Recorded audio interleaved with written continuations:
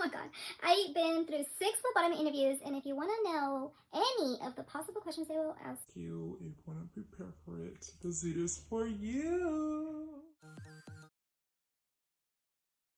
If you're new here, my name is Yadira and I do phlebotomy videos, so consider to subscribe if you want to learn any type of tips that I actually struggle with. I just try to help you by spilling the tea, the tips, the interview questions in this case. Let's go ahead and get started because this video is going to be about what they could possibly ask you, my friend. And if you watch the whole video, I'm sure you will be prepared for your interview. So one of the questions that they asked me was, what's the difference between plasma and serum? Okay, the answer is serum. We always have to wait for the tube to clot, okay? Obviously the blood. That's how you get serum out of it. There's 2 tubes you can get serum from. It's your red top and your SST. Serum separator tube, SST, serum.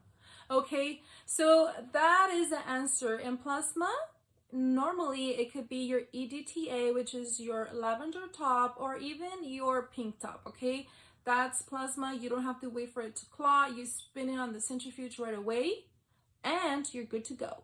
Okay, you get the plasma that you need. So I would say master your order of draw. Master it, my friend. Moving on. So this one, you guys, this is a question that most jobs ask you regardless. They could ask you something like, what's your greatest weakness? And the answer should be something good, but it's not super bad. For example, this is what not to say. Oh, you know what? I'm always late. Okay, I'm always late. I love my Starbucks coffee. And normally I'm about 5 minutes late. Okay, no. Okay, that's not what you say. Your greatest weakness for me, for example, is that, but I always learn from my mistakes. So when a mistake comes along, I actually, now, this is new me, I'm a little bit excited about them, but not super excited, meaning that I'm expecting them. But if they do come, I am excited to the fact that I know I'm gonna learn something out of it. So that's my greatest weakness right now. Of course, just there's different ways that you can answer this, but make sure you don't say something such as, I like to chew gum in the lavatory. No, don't say that. So tell me about yourself. Yeah, that's a question they might ask you, and this is just a friendly reminder to not tell them your whole life, okay? If you have no experience with phlebotomy yet, I would say talk about how good you were in your externship, if you did your hours there. Basically what they're looking for, let me just tell you, they're looking for someone that is very confident. You will never learn until you actually try it.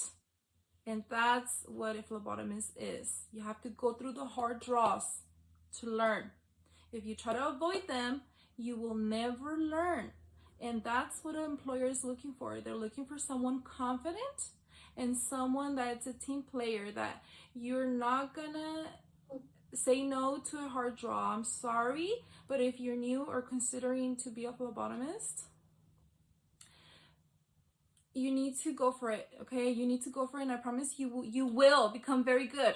Just go for it. Go for it. Okay, go for this video. Make sure you guys like, okay? And subscribe if you haven't already. And I love you if you already did, okay? Employer might also ask you, how do you handle gossip, okay?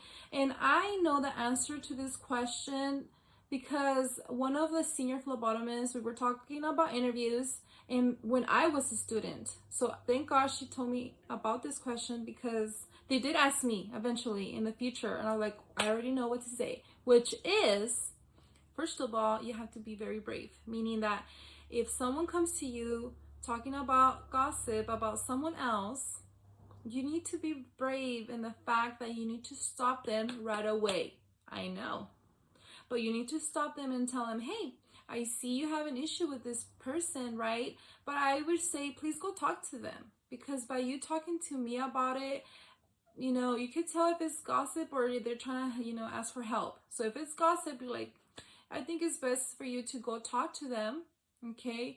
Resolve the issue instead of like coming to me or spreading spreading it to the other coworkers. You know, that's just not acceptable for me. You know, so that's what the senior phlebotomist told me that they were looking for, because some employers really want to know if you're a team player or not. Okay, so if you say anything besides or the opposite, they might just take a decision right there and then, hired or absolutely not hired. So keep that in mind. Know your phlebotomy procedure, because one of the questions they have asked me before is something like, explain the phlebotomy procedure. And there you go. You start from A to C.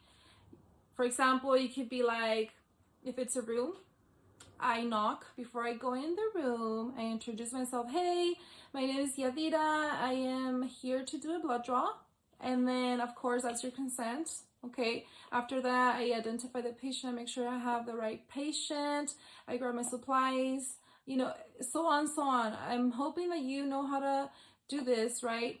Of course, you grab the tourniquet, you put the tourniquet on, you look for the site, you clean the site, you anchor, don't forget to anchor, you anchor, you poke, you release the tourniquet first, and then the needle, okay, you apply pressure, and then put tape, okay, and of course, you're not done yet. You have to label your specimens, okay, and then once the specimens are labeled, is that all you do? No. They're looking for you to do 2 identifiers. That's the main thing they're looking for. And basically at the end, once the tubes are labeled right next to the patient, you're still next to the patient, you tell them, please tell me your date of birth again and your full name. And there you go. You check and then you're done. Of course, you clean up and so on. Honestly, hope this video is being very helpful. If it is, don't forget to like, that way I know what kind of content I should do in the future. But overall, you guys, I'm gonna just tell you what the employer is looking for. Again, they're looking for someone that's very confident, okay? Because phlebotomy can be hard at the beginning, so do not get scared, okay? Of course it's hard, but if you think about it, everything's hard. Like, I don't know if you ride a bike, but do you remember riding a bike for the first time? Was it scary? It is, until you're brave enough and then you actually ride your bike and then now you are the best bike rider and you're having fun with it. Well, that's how exactly phlebotomy is. Do not give up on it. It does seem like hard. I'm sorry if I'm acting like if I'm mad, but I'm just trying to make you understand that of course it's hard, but it will become easier and easier. And you know what makes it faster? When you have the positive attitude and you never say no to the hard ones. The faster you do the hard ones, the faster you will master phlebotomy. I started doing the hard draws in my class because a lot of people knew who had good veins, so of course they already knew and they would pick the easy, right? And I would always get the hard ones. And guess what? And the hard ones back in the day in class are the deep veins. Do not be scared of the deep veins. The deep veins are the ones that you don't see. Of course, the juicy ones that you see right away, of course, those are the easy ones. But what makes you better? When you do a hard one. So I encourage you to be very confident in your interview, okay? Confidence means that you're brave, of course, but of course you're still going to be a little bit scared, but you're going to overcome the fear. You will. And of course, they're looking for you to be a team player. They're looking for a team player, meaning that you're willing to help others, that you actually have compassion as well. Okay, they're looking for someone that has a lot of compassion because, of course, you're working with patients. You're drawing newborns. You're drawing kids. And, of course, people. Okay, we're all human. And if you have compassion, they will hire you. Show that you have compassion, okay? And the number 3 tip is willing to learn. That's exactly what I'm talking about, the confidence part, is that you are willing to learn. Always keep an open mind to learn, okay? If they're training you, pay attention to how they do it, each phlebotomist, and then at the end of your training, you're gonna be by yourself.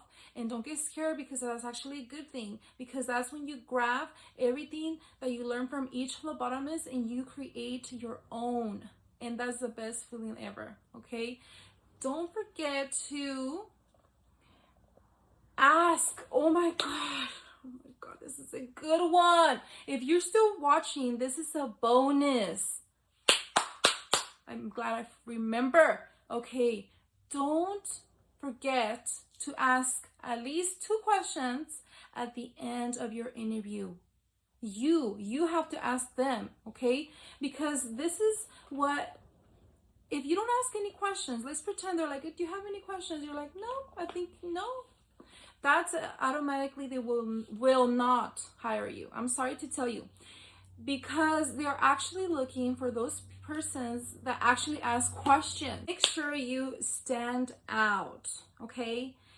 If you still want to watch some phlebotomy videos, make sure you check out this video. It talks about phlebotomy salaries in California. Or if you want to watch this one, it will talk about how to get a phlebotomy job, okay? I'm going to tell you all the extra tips that will make you stand out, because that's what you want, my friend. You really want this job, you will get it, okay? You know how I know? Until you see it in your head, you see it already done in your head, and I promise you, there's no one who can stop you. It's already done. Bye-bye.